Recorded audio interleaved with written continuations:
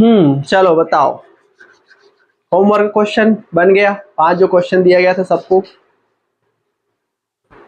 थोड़ा सा डाउट है 4 वाले क्वेश्चन और 5 क्वेश्चन। चौथा और 5वां नंबर पे, ठीक है चलो कोई दिक्कत नहीं। चलो बताओ, होमवर्क को पहले कर लेते हैं, उसके बाद आगे जो अपन औसत पढ़ रहे थे 10 नंबर तक हमने करा था 10 क्वेश्चन, तो उसके आगे का हम जो है देखेंगे, ठीक है। चलो चलो होमवर्क का चौथा क्वेश्चन नहीं बना था, चलो बताओ चौथा में क्या है। यदि A B C D E 5 विषम संख्याएं हैं तो विषम संख्याएं, ठीक है। यदि A B C D E 5 क्रमागत विषम संख्याएं हैं तो उसका क्या करना है, औसत। अब विषम संख्या आप जानते हो किसको किसको बोलते हैं, 1 3 5 7। तो अगर हम ध्यान दें तो क्रमागत तो है लेकिन एक एक का सब में क्या है, अंतर है ना। यदि हम 1 में 2 जोड़े तब जाके 3 आता है, यदि हम 3 में 2 जोड़े तब जाके 5 आता है, यानी 2 जो है अगर जोड़ते जाते हैं तब जाके हमारा विषम संख्या मिलता है ना। तो क्वेश्चन में कहा गया है कि A B C D E 5 क्रमागत विषम संख्याएं हैं, ठीक है। क्या कहा गया है, A B C D E क्या है, 5 क्रमागत विषम संख्याएं हैं। क्या है, क्रमागत संख्याएं, क्रमागत क्रमागत वो भी कैसी संख्या है, विषम संख्या है, ठीक है, विषम संख्या। और मैंने आपको कल बताया था, है ना, औसत कैसे निकालते हैं। कोई भी संख्या जब हमको क्रम से दिया गया हो तब हम उसका औसत कैसे निकालते हैं, जो बीच की राशि होती है वही उसका आंसर होता है।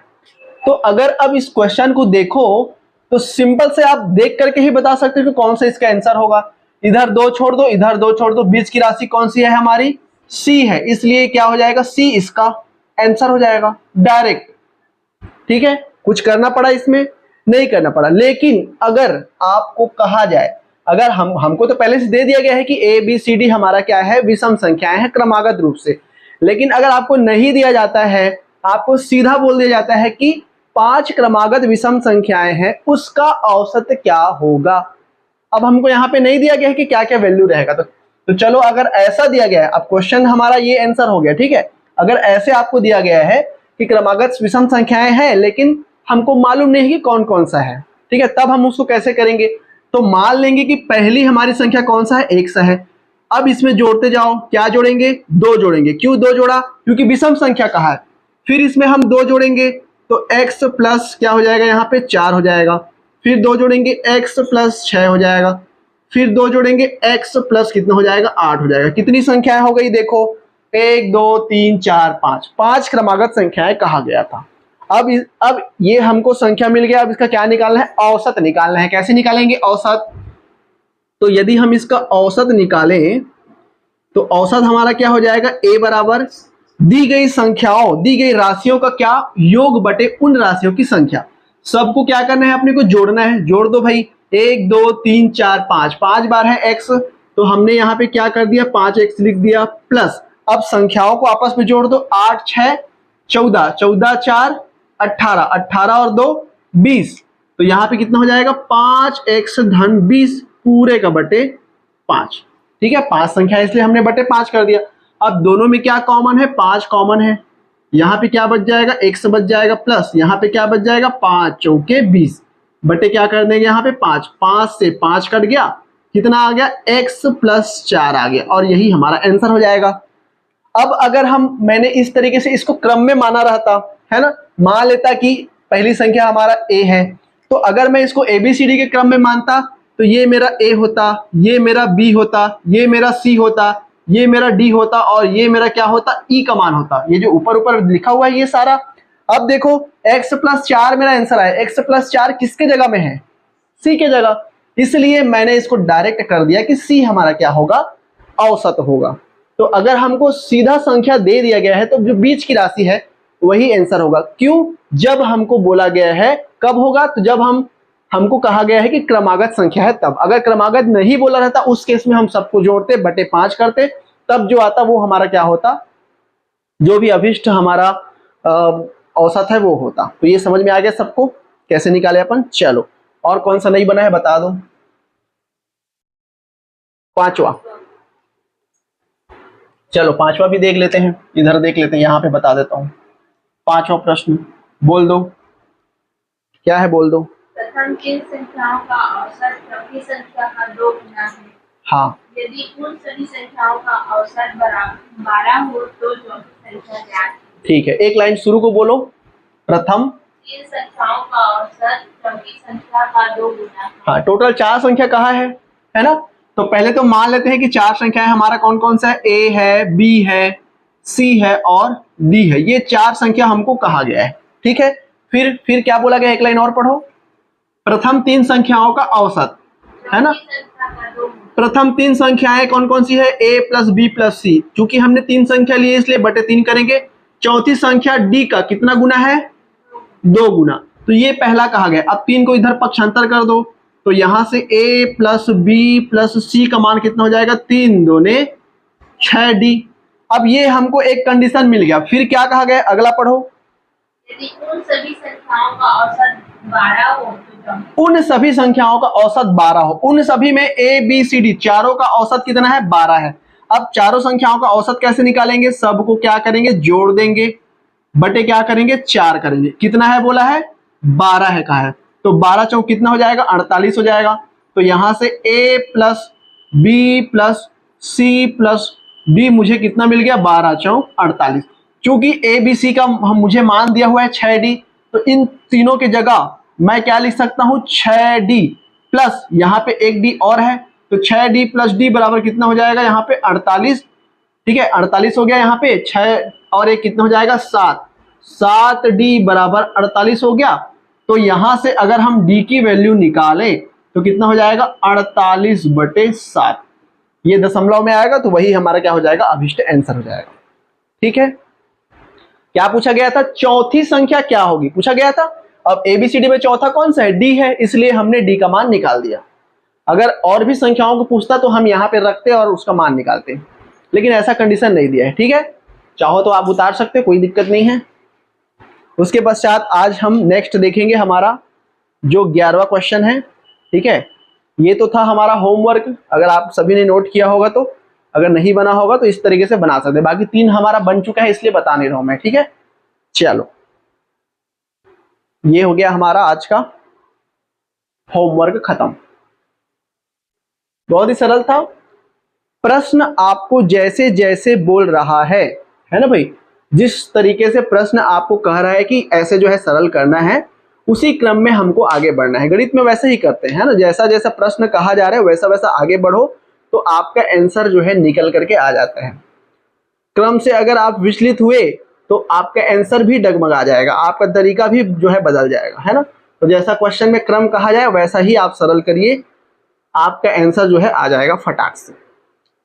ठीक है, चलो इसके पश्चात हम जो है आज का हमारा जो अगला प्रश्न है वो देखेंगे, प्रश्न क्रमांक 11वां से। सब लोग उतार लो इसको, तो उतार लो। ये चौथा क्वेश्चन, ये 5वां क्वेश्चन हो गया।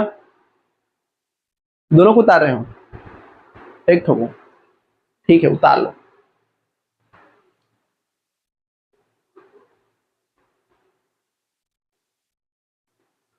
पूरा सारा टॉपिक, जितने भी प्रकार के क्वेश्चन आते हैं मैं बताते जाता हूं कि ये इंपॉर्टेंट है, ये इंपॉर्टेंट है ना। तो उसको आप लोग क्या करते जाना, चिन्ह मारते जाना अपने जो जो आपको सीट मिला हुआ है प्रश्न पेपर का उसमें। चलो मिटा देता हूं, अब आगे बढ़ते हैं हमारे अगले प्रश्न की तरफ। प्रश्न क्रमांक 11वां, 10 तक हमने कर लिया था कल की क्लास में, आज हम प्रश्न क्रमांक 11वां से पढ़ेंगे। चलो भाई पढ़ दो कोई भी एक।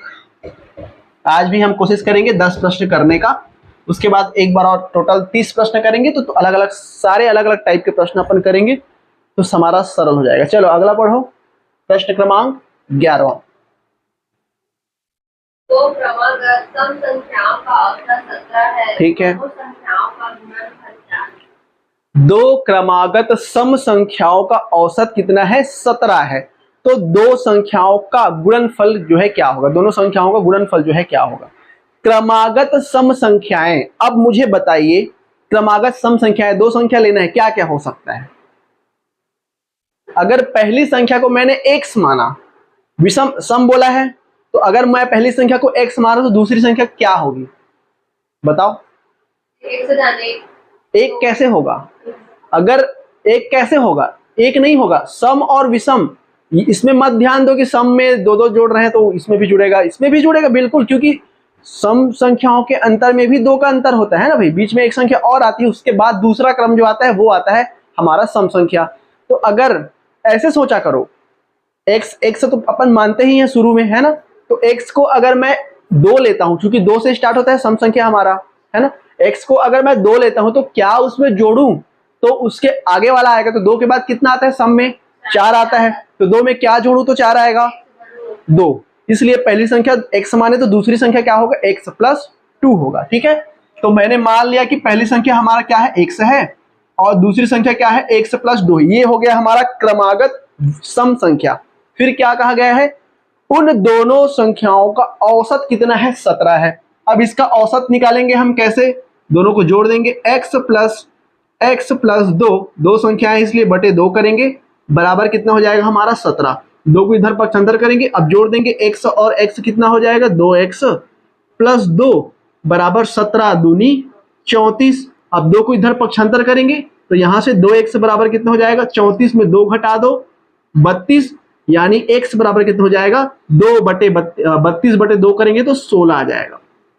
x की वैल्यू कितनी आ गई, 16 आ गई। क्या पूछा गया है, क्या पूछा गया है, दोनों संख्याओं का गुणनफल क्या होगा। अब 16 हमारा 16 वैल्यू मिला x की वैल्यू।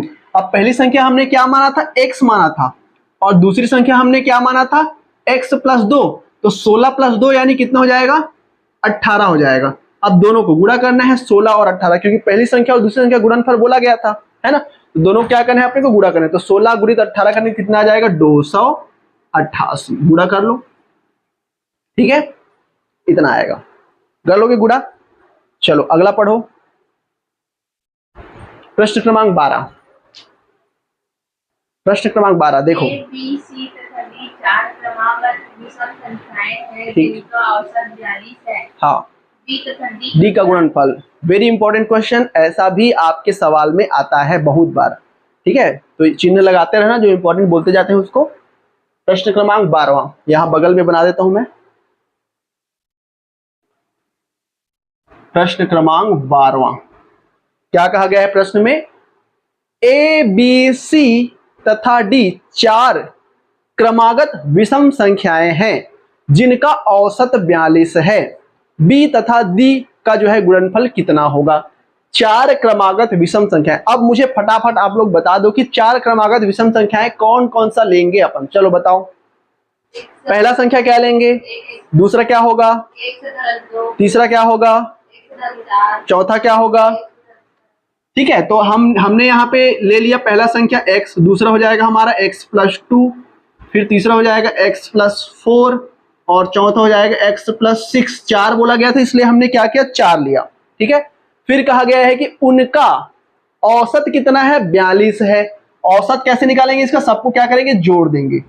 तो सबको जोड़ दो, तो मैं डायरेक्ट यहाँ पे सीधा कर रहा हूं, है ना, एक एक तो लिख नहीं रहा हूं मैं, आप लोग करते जाना। तो 4 बार जुड़ा हुआ है x x x x, 4 बार है इसलिए कितना हो जाएगा, 4x प्लस 6 4 10 2 12 बटे कितना हो जाएगा, 4, क्योंकि 4 संख्या है, बराबर कितना है बोला है, 42 है, बोला है औसत कितना है, 42 है। ठीक है, अब इन दोनों में 4 कॉमन ले लो, 4 कॉमन लेंगे तो यहाँ पे कितना बचेगा, x प्लस यहाँ पे क्या बचेगा, 4 या 12, पूरे का बटे 4 है, बराबर क्या दिया है, 42। 4 से 4 कटा, x प्लस 3 बराबर 42 है, तो x बराबर कितना हो जाएगा, 3 को इधर ले जाएंगे तो 42 माइनस 3 यानी कितना हो जाएगा, 39। यहां तक समझ में आया। x की वैल्यू हमने क्या किया, यहाँ पे फाइंड आउट कर लिया। अब क्या बोला है प्रश्न में, देखो b तथा d का गुणनफल क्या होगा। अब इसमें हमको b और d जानना है, तो पहली संख्या हमारा a होता है, दूसरा b, तीसरा c और चौथा d। a b c d 4 संख्या हमने मान लिया, क्या करना है, b और d का गुणनफल। अब यहाँ पे लिख दो b गुणा d। अब b की वैल्यू कितना है, x प्लस 2 है, x की जगह रख दो 39, 39 में 2 जोड़ेंगे तो 41 गुणित x प्लस 6 यानी 39 और 6 को जोड़ दो कितना होगा, 45। ठीक है, दोनों को गुणा कर दो, 41 गुणित 45 कर दो गुणा, ठीक है, इसको गुणा करेंगे तो ये आ जाएगा 1845, ठीक है, गुणा करके देख लो कितना आ जाएगा 1845, और यही इसका हमारा क्या हो जाएगा, आंसर हो जाएगा। तो इस तरीके से बनाते हैं, भले ही स्टेप थोड़ा सा ज्यादा जाता है लेकिन आपको ये सब करने की आवश्यकता ही नहीं है, सीधा आप अपने ये सब थोड़ा थोड़ा छोटा छोटा है, सीधा आपको x की वैल्यू मिल गई, डायरेक्ट उसमें रखे, फटाक से आंसर आ गया। मुश्किल से 1 मिनट से भी कम समय में बन जाता है, ठीक है। चलो अगला देखो, प्रश्न क्रमांक 13 बताओ। अब इसको मिटा देते हैं, एक एक साइड का मिटाते जाता हूं, ठीक है, ताकि नोट करते हुए बने आपको। चलिए प्रश्न क्रमांक 13, प्रश्न क्रमांक 13 बता दो।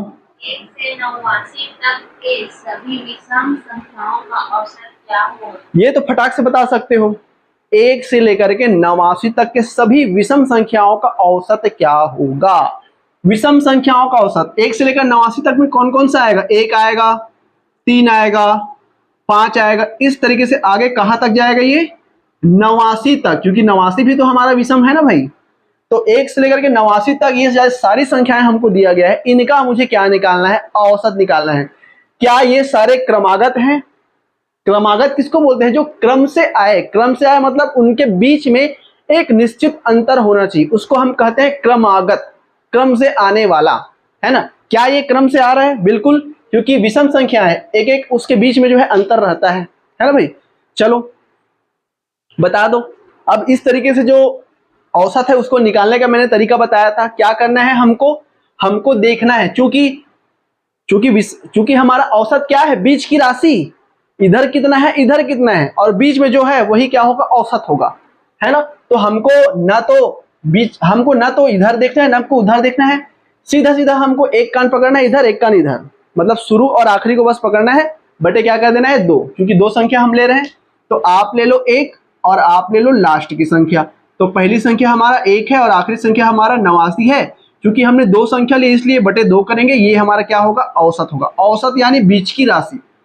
अब कर दो 89 और 1, 90 बटे 2 करेंगे कितना आएगा, 45, यही हमारा आंसर हो जाएगा, ठीक है, करके देख लेना आप, ठीक है। क्या 45 विषम संख्या है, क्या 45 विषम संख्या है, बिल्कुल है, यही हमारा क्या हो जाएगा, आंसर हो जाएगा। चलो अगला प्रश्न पढ़ो। 5 सतत विषम संख्याओं ए, बी, हाँ, सी एवं ई का औसत 41 है, तो ए और ई का गुणन क्या इसे बना लोगे, अभी जस्ट हमने करा, चलो बना के बताओ। 5 सतत विषम संख्याओं ए बी सी डी एवं ई का औसत 41 है, तो ए तथा ई का गुणनफल क्या होगा, ठीक है। ऐसे सवाल बहुत बार पूछे जाते हैं, ठीक है। तो सबसे पहले आपको विषम संख्या जानना पड़ेगा कि क्या हो सकता है, उसके पश्चात उन सबको जोड़ना है, जोड़ करके औसत निकालनी है, औसत निकलेगा फिर x की वैल्यू निकालनी है। x की वैल्यू जैसे ही आया, जो चीज आपको पूछा गया है उसको रख करके आंसर जो है निकाल देना है। चलो फटाक से बना दो।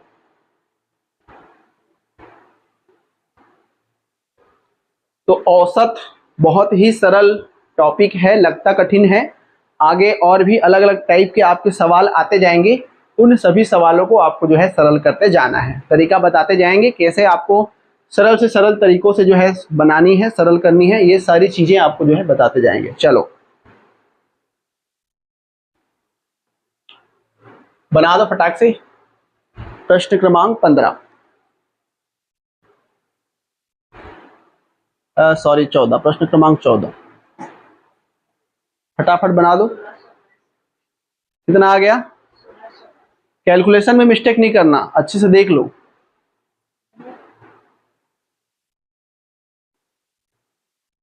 1665 भी देख लो अच्छे से। x की वैल्यू कितनी आई, x की वैल्यू कितनी आई, x की वैल्यू में गड़बड़ी नहीं करना, ठीक है।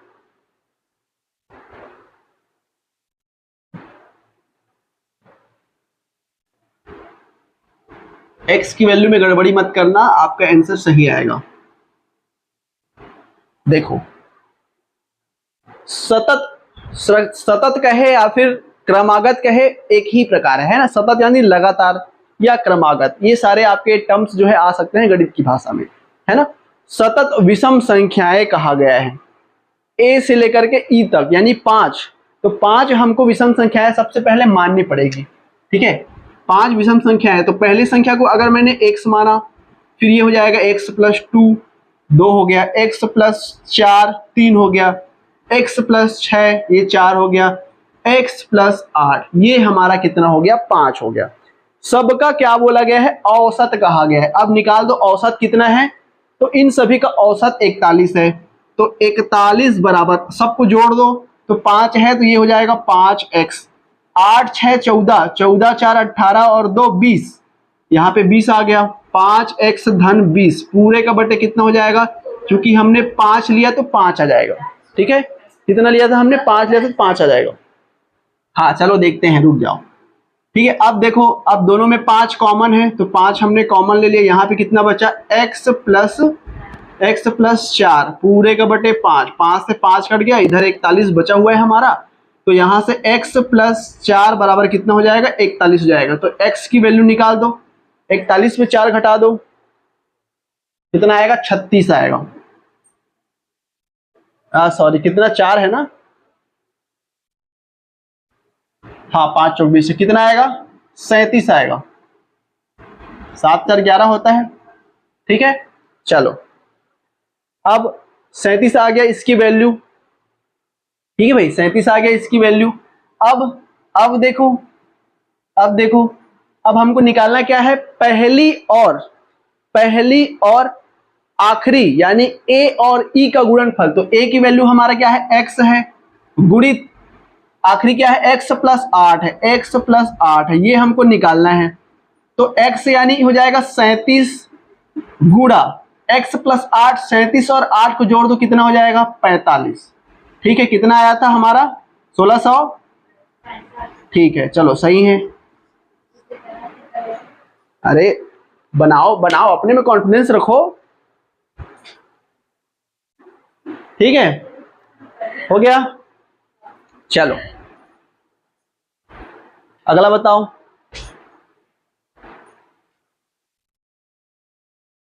तीन क्रमागत विषम संख्याओं का योग 33 है, सबसे बड़ी संख्या है। 8 6 14 4,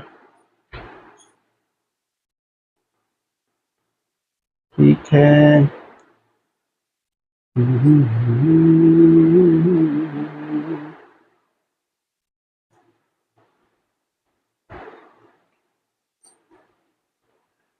कितना बोला गया है, प्रश्न क्रमांक 15। चलो तो मिटा देते हैं, नोट कर लिए होगे तो, इधर को रहने देता हूं। प्रश्न क्रमांक 15 क्या बोला गया है, तीन क्रमागत विषम संख्याओं का योग 33 है, सबसे बड़ी संख्या। बना लोगे क्या, इजी है, सबसे बड़ी संख्या पूछा गया है, आसानी से बन जाएगा, तो मैं इसको नहीं बता रहा हूं, ठीक है। इसको आप बनाना और बना करके बताना। चलो अगला बताओ, प्रश्न क्रमांक 16 है, बताना है, चलो बता देते हैं, कोई दिक्कत नहीं।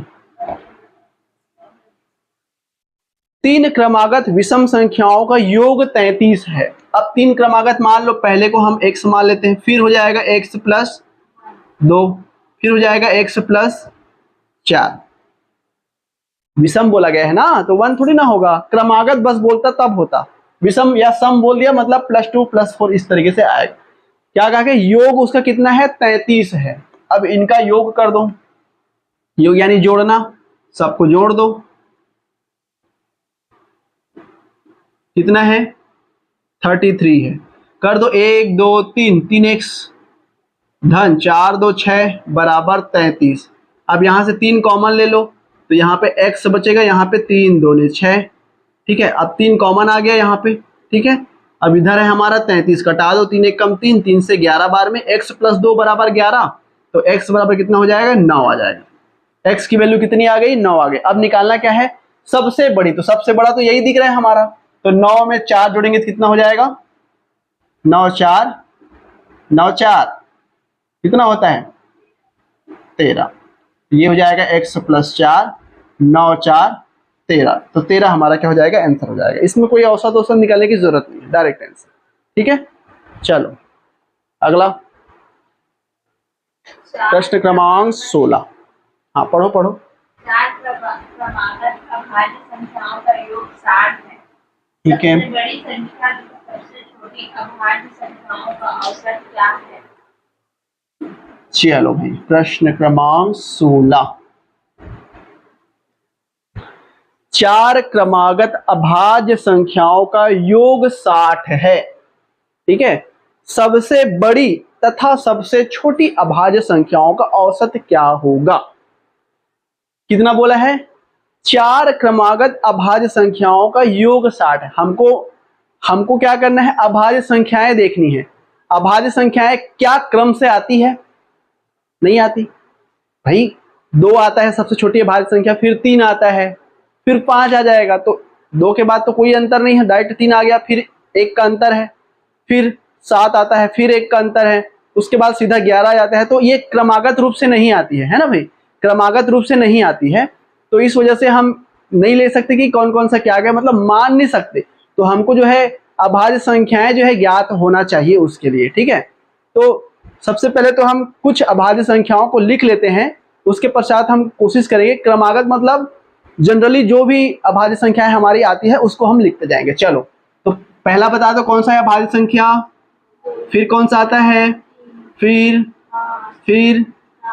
ठीक है, फिर 11, फिर 13, फिर 17, फिर 19, उसके बाद 23, उसके बाद 24, 25, 26 भी नहीं आता, 27 भी नहीं आता, 28 भी नहीं आता, 29, उसके बाद 30 भी नहीं आता, 31। इस तरीके से और बढ़ता जाएगा आगे। फिर क्या कहा गया है कि 4 क्रमागत अभाज्य संख्याओं का योग क्या है? 60 है। अब देख लो, इन चारों को जोड़ेंगे तो क्या 60 आएगा? नहीं आएगा। इन चारों को जोड़ेंगे तो क्या 60 आएगा? नहीं आएगा। इन चारों को जोड़ के देखो 60 आएगा क्या? नहीं आएगा, बहुत छोटा छोटा लग रहा है। ठीक है, देखो कौन से को जोड़े तो 60 आएगा। अब इसको जोड़ के देखो, इसमें भी नहीं आ रहा है हमारा, इसमें भी नहीं आ रहा है हमारा, इसको जोड़ के देखो, इन सभी को जोड़ के देखो। 9 7 9 7 16, 16 और 3 19, 19 और 1 20 की शून्य, हासिल 2 आ गया, 2 और 1 3 और 1 4, 1 5 और 1 6, 60 आ रहे हैं क्या? ठीक है, मतलब हमारी संख्या मिल गई 11 13 17 और 19। क्या बोला गया है? सबसे बड़ी संख्या तथा सबसे छोटी अभाज्य संख्याओं का औसत क्या होगा? अब ये 4 संख्या मिल गई, इसमें सबसे बड़ा कौन सा है? 19 है। सबसे छोटा कौन सा है? 11 है। का क्या बोला है? औसत जो है क्या होगा? तो औसत 2 संख्या हम ले रहे हैं तो बटे क्या कर देंगे, ये हमारा औसत कहलाता है ना भाई। अब इसको कर दो, जोड़ दो, तो कितना हो जाएगा? यहाँ पे 30 हो जाएगा। 30 बटे 2 करेंगे तो कितना हो जाएगा? 15। यही हमारा आंसर है। ठीक है, समझ में आ गया? तो जैसा जैसा कहा जाए वैसे ही आपको करते जाना है, आंसर आपका निकल करके आ जाएगा। चलो अगला बता दो, प्रश्न क्रमांक 17। प्रथम 9 अभाज्य संख्याओं का औसत क्या है?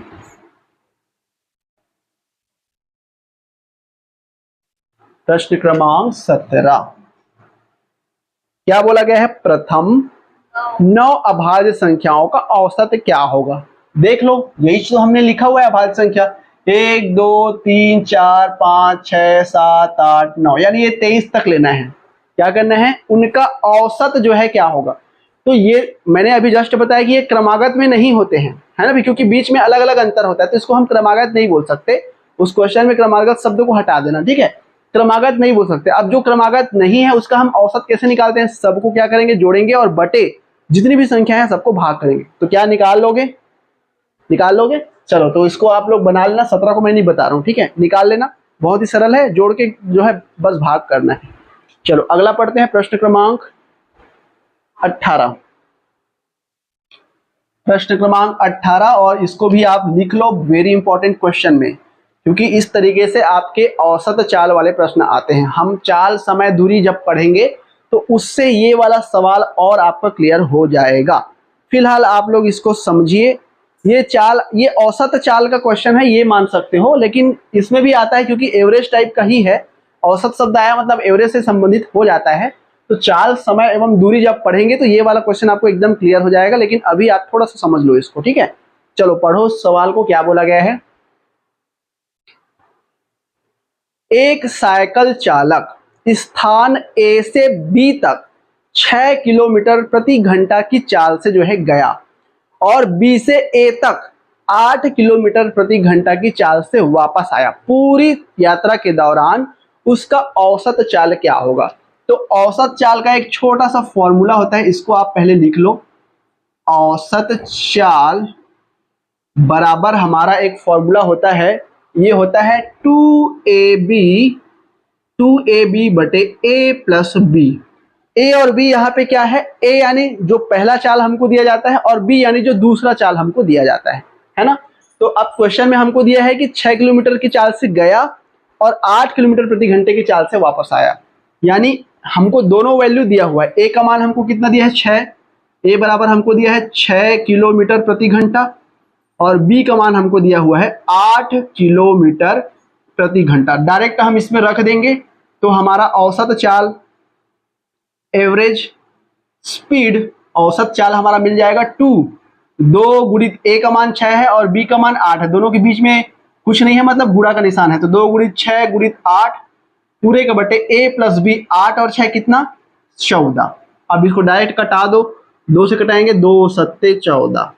अब ये हो जाएगा 6 अठे 48, ठीक है, 6 अठे 48 बटे 7। अब इसको चाहो तो आप और कटा सकते हो, कई बार आपके जो ऑप्शन है उसमें सही बटा के रूप में लिखा रहता है, तो सही बटा में कैसे तोड़ेंगे अपन, 7 छक्को 42, कितना बचा इसमें 42 में 6 बचा है ना, 42 में 6 बचा तो 6 सही 6 बटे 7 किलोमीटर प्रति घंटा, इस तरीके से हो जाता है। तो ऐसे आपके ऑप्शन में दिए जाएंगे तो आप इस तरीके से सवाल, अगर दशमलव में दिया है तो दशमलव में लिखेंगे, अगर आपको इस तरीके से दिया है तो ऐसे जो है अपन लिख लेंगे, ठीक है। क्लियर हो गया, चलो बहुत बढ़िया, चाहो तो लिख सकते हो।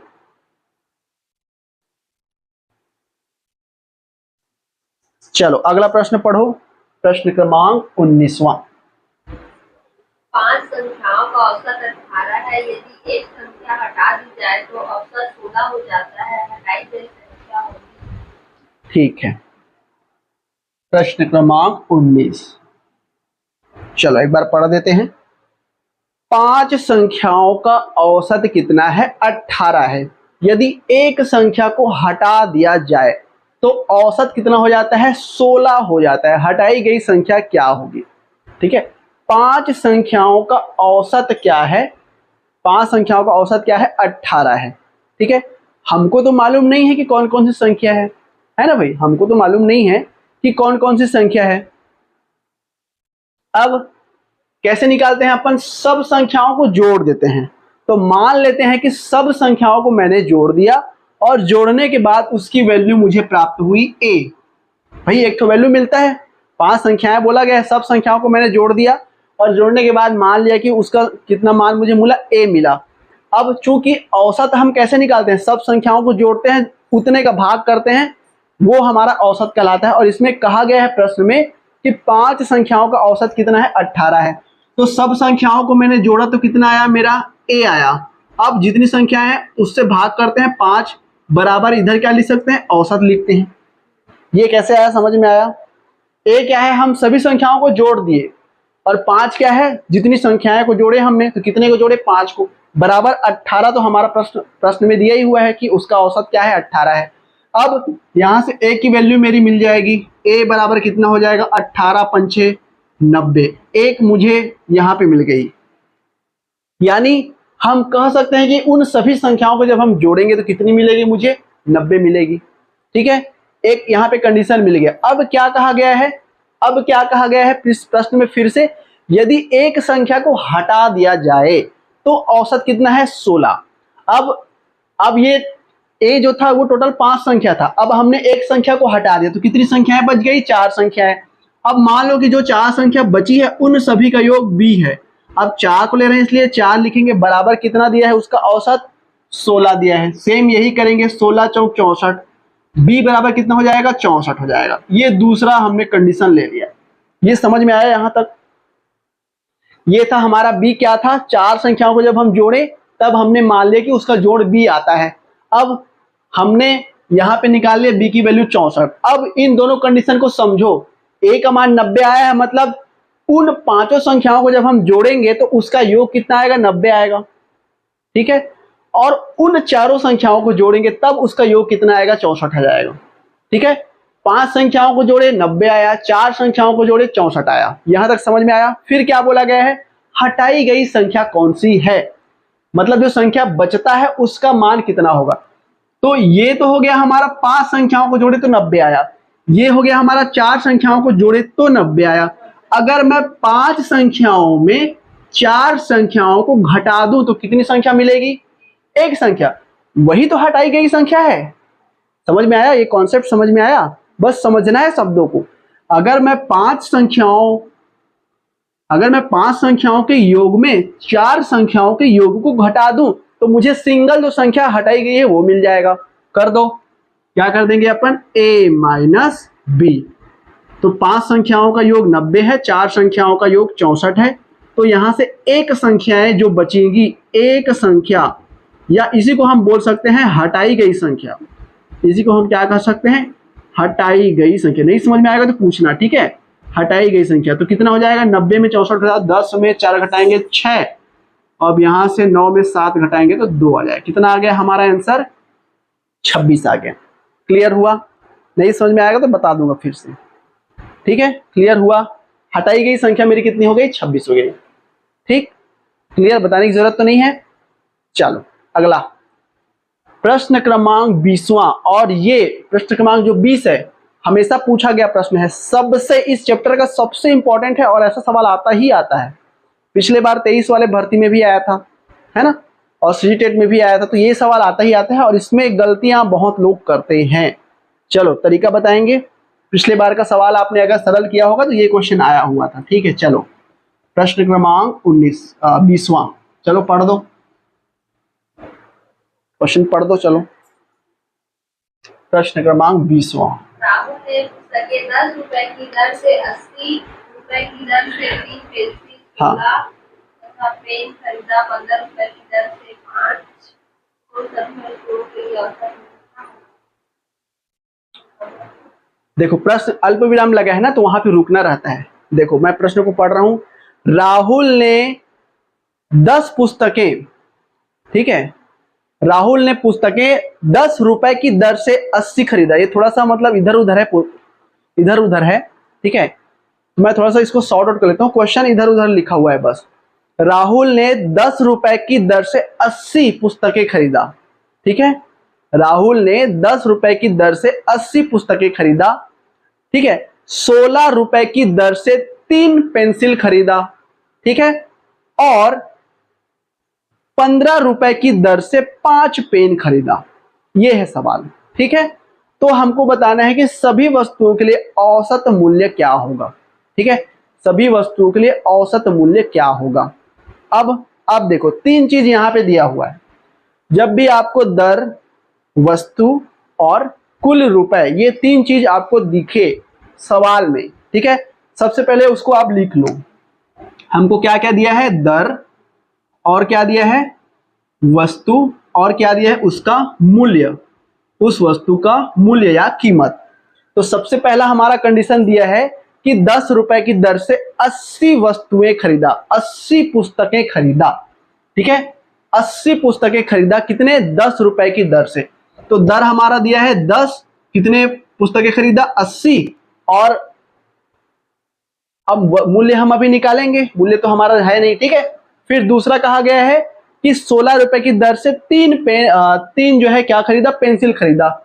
16 रुपए की दर से 3 पेंसिल जो है खरीदा, और क्या दिया है, एक कंडीशन और, 5 पेन खरीदा 15 रुपए की दर से, यानी 15 रुपए की दर से, 15 रुपए की दर से कितना, 5 जो है पेन खरीदा। ये सारा हमको दिया गया है। अब मुझे आप लोग बताइए कि अगर मैं कोई वस्तु 10 रुपए की दर से खरीद रहा हूं तो एक वस्तु खरीदूंगा 10 रुपए की दर से, तो 80 वस्तु खरीदने के लिए टोटल कितने रुपए देने पड़ेंगे, 800। सिंपल सी बात है। तो इन टोटल का वैल्यू कितना हो जाएगा यहाँ पे 800 हो गया। ये समझ में आया। अब 16 रुपए की दर से मैंने 3 वस्तु खरीदा तो कितना हो जाएगा 16 दूनी 32, 16 तिया 48 रुपए। इसी तरीके से ये भी हमारा हो जाएगा 15 पंचे 75। ठीक है, ये समझ में आया। कुल रुपए, अब सबको जोड़ दो कि कुल मुझे कितने रुपए जो है खरीदने पड़े, कुल सबको जोड़ दो। तो यहां से 8 5 13 की 3 हो गया, हासिल लेके आ गया 7 और 1 8, 8 4 12, 12 की 2 हासिल 1 8 और 1 9, यानी कुल जो है 923 रुपए उन वस्तुओं को खरीदने में मुझे लगा। ठीक है, समझ में आ गया। कुल वस्तुओं की संख्या कितनी होगी, तो ये हमारा वस्तु है 80 और 3 83 और 83 और यहाँ पे 5 को जोड़ देंगे, कितना हो जाएगा टोटल वस्तुओं की संख्या 88। कितना हो जाएगा टोटल वस्तुओं की संख्या 88, यानी हम ये कह सकते हैं कि कुल 88 वस्तुओं को खरीदने में मुझे कितने रुपए देने पड़े, को टोटल 923 रुपए। अब प्रश्न में क्या बोला है ये बताओ, आखिरी में उन सभी वस्तुओं के लिए औसत मूल्य क्या होगा। ये तो नहीं कहा गया है कि केवल पेन का औसत निकालो, ये तो नहीं कहा गया है कि केवल पेंसिल का निकालो, ये तो नहीं कहा गया कि केवल पुस्तक का निकालो, कुल वस्तुओं का औसत। और औसत यानी ए हम कैसे निकालते हैं, दी गई कुल राशि बटे कुल वस्तुओं की संख्या। तो दी गई कुल राशि हमारा कितना है 923 बटे कुल वस्तुओं की संख्या कितनी है 88। ठीक है, ठीक है, समझ में आया। तो कितना हो जाएगा 923 बटे 88 हो जाएगा। अब इसको सरल कर देंगे, कटा फटा के देखेंगे, है ना। इसको कटाएंगे तो 3 से कटेगा क्या 8 8 16, 3 से नहीं जाएगा, डायरेक्ट 88 से आप कटाना सीधा, क्योंकि किसी से नहीं कट रहा है ये। ठीक है, डायरेक्ट 88 से कटाना, आप भाग कर लेना ऐसे वाला पढ़ते ना बचपन में ऐसे करके। तो यहाँ पे 923 इधर 88 लिख लो, एक बार में शुरू बार में जाएगा 88, तो यहाँ से 2 2 4 बच गया, फिर 3 उतर गया, है ना, 3 उतर गया यहाँ पे, तो लगभग देखो कितना आ गया, नहीं 4, हाँ ठीक है 4 आ गया, यहाँ पे 3 आ गया। ठीक है, इस तरीके से जाएगा। फिर 0 बार में जाएगा, तो यहाँ पे 0 बार में शून्य शून्य आ जाएगा, 430 आ गया, दशमलव लगा देंगे, एक तो 0 बढ़ जाएगा। इस तरीके से आगे हम जब हल करते जाएंगे तो लगभग 48 जो है आता है। तो इसका टोटल वैल्यू आ जाएगा 10.48 रुपए, 10 बार, लगभग 10 बार में जाएगा। ठीक है, इतना आएगा। तो इस तरीके से बना दें, सरल था। ठीक है, तो अगर आपको कभी भी दर, वस्तु और कीमत उसका नजर आए तो आप इस तरीके से चार्ट बना लेना। हमको ढूंढना क्या है, औसत क्या कहता है, कुल राशियों की संख्या कुल राशियों का जो मूल्य है बटे उनकी संख्या। तो सबसे पहले हमारे दिमाग में आना चाहिए औसत कहे मतलब टोटल हमको ढूंढना है और उनकी संख्या ढूंढनी है, 2 चीज ढूंढनी है, फिर हमारा औसत निकल जाएगा। ठीक है, तो ये हो गया हमारा आंसर। चलो अगला प्रश्न पढ़ो। एक प्रश्न इसी को लास्ट कर लेते हैं, उसके बाद फिर आज का सेशन खत्म करेंगे। नेक्स्ट जो है अपन कल देखेंगे, कल में हमारा ये जो औसत है वो खत्म हो जाएगा। चलो एक लास्ट बता दो 21, उसके बाद इसको खत्म करेंगे। 3 संख्याओं में से पहली और दूसरी संख्या का औसत दूसरी और तीसरी संख्या का औसत से 15 अधिक है। ठीक है, तो पहली और तीसरी संख्या का औसत। चलो ऐसे सवाल भी आपके पूछते हैं, इसको भी स्टार मार्क लगा लो, एकदम ज्यादा इंपॉर्टेंट नहीं है लेकिन सवाल आपके बनते हैं। देखो सबसे पहला, ये शायद आया हुआ था मेरे ख्याल से सीटेट या फिर शिक्षक भर्ती या जो भी है, लेकिन ये जो है आया हुआ प्रश्न है। ठीक है, कहा गया है प्रश्न में कि 3 संख्याओं में से पहली और दूसरी का औसत। अब हमको 3 संख्या तो पता नहीं है, तो मान लो 3 संख्या A, B और C, ये 3 संख्या दिया हुआ है। फिर कहा गया है प्रश्न में कि 3 संख्याओं में से पहली और दूसरी संख्या का औसत। अब पहली और दूसरी ये है, इन दोनों का औसत कैसे लेंगे, A प्लस B बटे 2, ये हमारा इसका औसत हो जाएगा। कहा गया है कि पहली और दूसरी संख्या का औसत दूसरी और तीसरी संख्या का औसत से 15 अधिक है। दूसरी यानी B और तीसरी यानी C के औसत से कितना अधिक है, 15 जो है अधिक है इसका मान। मतलब ये कंडीशन हमको क्वेश्चन में दिया हुआ है। तो क्या करना है हमको, पहली और तीसरी संख्या का औसत क्या होगा, पहली यानी A और तीसरी यानी C का औसत यानी A प्लस C बटे 2, इसका मान हमको जो है निकालना है, ये क्वेश्चन में कहा गया है। तो सबसे पहला काम प्रश्नों को समझना, उसके बाद बनाना। ठीक है, ये क्वेश्चन में इतना जो है कहा गया है। अब निकालना क्या है हमको, a प्लस सी बटे 2 का मान। अब यहां से सबसे पहले दोनों साइड का 2 को बराबर कर लेते हैं। ये हो जाएगा हमारा a प्लस बी बटे 2 बराबर, इसको हम कर लेते हैं b प्लस सी, 2 को इसके साथ गुणा करेंगे तो 15 दूनी 30 हो जाएगा, प्लस 30 इधर जुड़ गया, पूरे का बटे क्या आ गया, 2 आ गया। ऐसे अपन इसको बना सकते हैं, ठीक है। अब यहां से 2 और 2 हमारा कट गया, यहां से b ऊपर प्लस में है, b इधर माइनस, इधर भी ऊपर में है b, ऊपर ऊपर को मत देखना है ना, ये भी प्लस में है, ये भी प्लस में है, दोनों कट, चूंकि दो दो नीचे का कट गया मतलब कुछ भी नहीं बचा है ना, तो डायरेक्ट ऊपर ऊपर का कटा सकते हैं अपन। अब यहाँ पे a बचा बराबर, यहाँ पे बचा c प्लस 30, अगर मैं c को इधर लाता हूं तो ये हो जाएगा a माइनस सी बराबर 30। अब देख लो, क्या इसे हम a प्लस बी बटे 2 बना सकते हैं? नहीं बना सकते, क्योंकि माइनस में आ गया, नेगेटिव में आ गया, इसलिए इसका जो उत्तर है वो पॉसिबल नहीं है। तो आपका जो है 4 ऑप्शन दिया जाएगा, है ना, 4 ऑप्शन में आपका इनमें से कोई नहीं एक ऑप्शन भी रहेगा, या इनका मान संभव नहीं है, ऐसा भी आपके ऑप्शन में रहेंगे, तो आपको उसी आंसर को लेना है, ठीक है। लेकिन बना के देखना जरूर है, हो सकता है आंसर सही आ जाए, है ना। तो इसका जो है आंसर पॉसिबल नहीं है। क्या है यहाँ पे, क्या लिख देंगे अपन, असंभव, क्योंकि वैल्यू हमारा पूरा नहीं है, असंभव है ना, आंसर नॉट पॉसिबल, ठीक। तो ऐसे बनाएंगे अपन, ठीक है। चलो अब उसके पश्चात एक आध क्वेश्चन और कर ले क्या है, चलो 22 वाला और कर लेते हैं, एक क्वेश्चन और कर लेते हैं, समय है अभी हमारे पास। चलो एक क्वेश्चन और कर लेते हैं, फिर हम उसको खत्म करेंगे। उसके पश्चात आपको होमवर्क भी दिया जाएगा। एक क्वेश्चन इसी को कर लेते हैं, क्वेश्चन नंबर 22वां। चलो बता दो। 5 संख्याओं का औसत 80 है, यदि इनमें से एक संख्या को हटा दिया जाए, ठीक है, ठीक है। 5 संख्याओं का औसत 80 है, यदि इनमें से एक संख्या को हटा दिया जाए तब औसत जो है 90 है, ठीक है। तो हटाई गई संख्या क्या होगी? अभी जो मैंने बताया सेम है ना, 5 संख्याओं का औसत, हमको 5 संख्या पता नहीं है, 5 संख्याओं का औसत कितना है, कहा गया है 80 है, तो 5 संख्याओं का योग मान लेता हूं a है, तो a बटे 5 बराबर कितना है, उसका औसत 80। तो यहां से a की वैल्यू कितना हो जाएगा, 5 8 40 यानी 400। ये एक कंडीशन हमने निकाल दिया। फिर दूसरा कंडीशन क्या कहा गया है, यदि इनमें से एक संख्या को हटा दिया जाए तो औसत कितना है, 90 है। जैसा हमने पहले भी क्वेश्चन ये वाला बनाया हुआ था, सेम वैसा ही। यदि एक, अच्छा वही क्वेश्चन है क्या, ये भी नहीं है, थोड़ा अलग है ना। यदि उनमें से एक संख्या को हटा दे तब उसका कितना है, औसत 90। ये इंपॉर्टेंट है, ये भी आता है ना। एक संख्या को हटा दे तो 4 संख्या बचा, अब इस 4 संख्या का औसत कितना है, बोला है 90 है। तो टोटल निकाल लो, b बराबर कितना हो जाएगा, 9 चौक 36 360, ठीक है। ये दूसरा कंडीशन। तो 5 संख्याओं का टोटल मुझे मिल गया 400, और 4 संख्याओं का टोटल मुझे मिल गया 360। क्या बोला गया है, हटाई गई संख्या कौन सी होगी।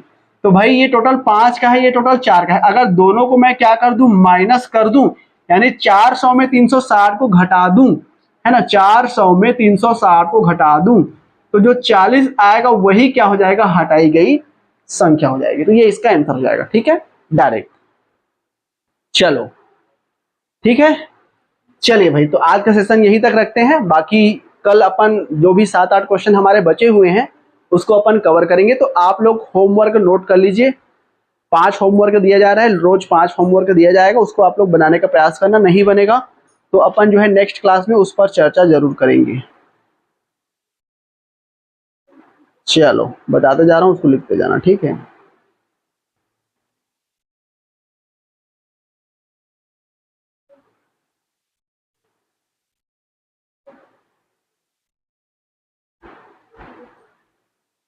चलो प्रश्न क्रमांक पहला लिखो, 5 क्रमागत सम संख्याओं का औसत 42 है।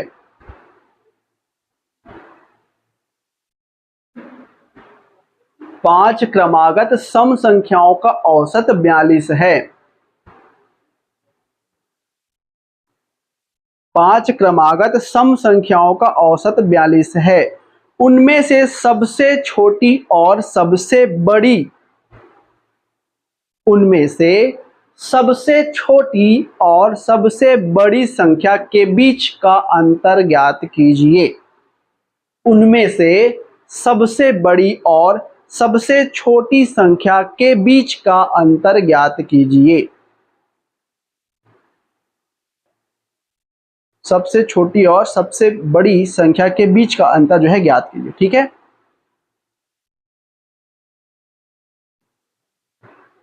चलो ये बना लेना।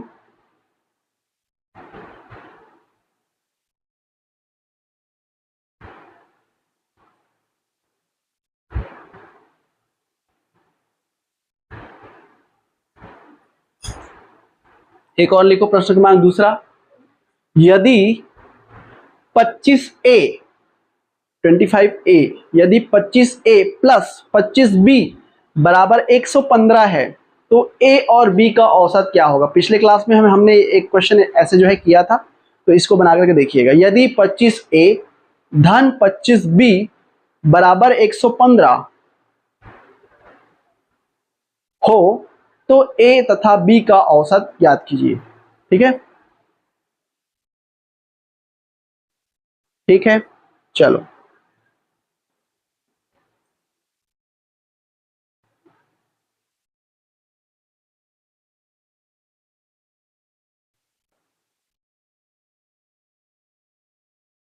एक क्वेश्चन और लिखो। प्रश्न क्रमांक तीसरा। 60 मानों का औसत 40 है। 60 मान 60 60 ठीक है। 60 मानों का औसत 40 है। 60 मानों का औसत यानी 60 मान, 60 संख्याएं दिया हुआ है, ठीक है, उनका औसत कितना है, 40 है, ऐसा कहा गया है। ठीक है, तथा 40 मानों का औसत 60 है। 60 मानों का औसत 40 है तथा 40 मानों का औसत 7 है। सभी मानों का औसत ज्ञात कीजिए। तो सभी मानों का औसत ज्ञात कीजिए। ऐसा भी आप इसको बोल सकते हो कि 60 संख्याओं का औसत 40 है तथा 40 संख्याओं का औसत 60 है, तो सभी संख्याओं का औसत क्या होगा। ये मान और औसत, मान और संख्या लगभग सेम है। ठीक है, कंफ्यूज नहीं होना है उसमें।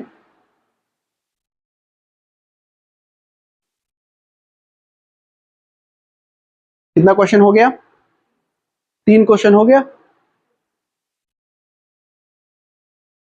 एक क्वेश्चन और लिखो, चौथा।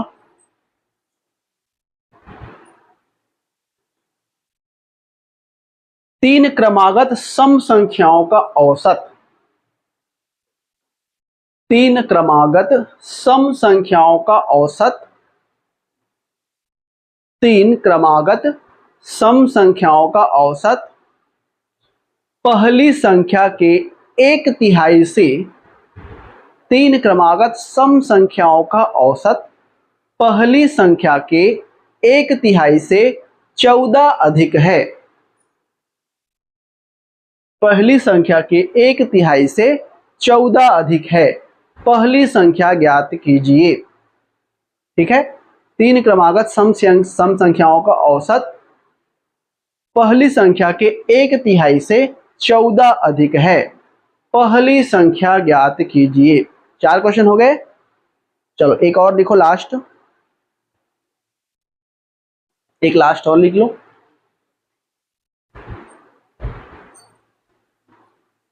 चार लड़कों ए बी सी तथा डी। चार लड़कों ए बी सी तथा डी की औसत आयु 5 वर्ष है। चार लड़कों ए बी सी तथा डी की औसत आयु 5 वर्ष है। और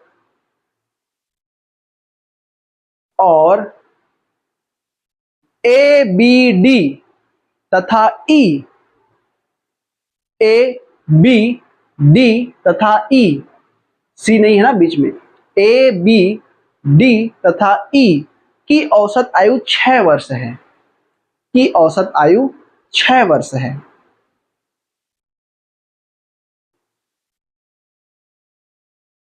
ठीक, यदि सी की आयु 8 वर्ष हो, और कंडीशन है अभी, यदि सी की आयु 8 वर्ष हो तो ई की आयु बताइए। यदि सी की आयु 8 वर्ष हो तो ई की आयु बताइए। यदि सी की आयु 8 वर्ष हो तो ई की आयु बताइए। यानी कुल मिला के इसमें 5 व्यक्ति हैं, ऐसा 5 लड़के हैं ऐसा बोल सकते हैं।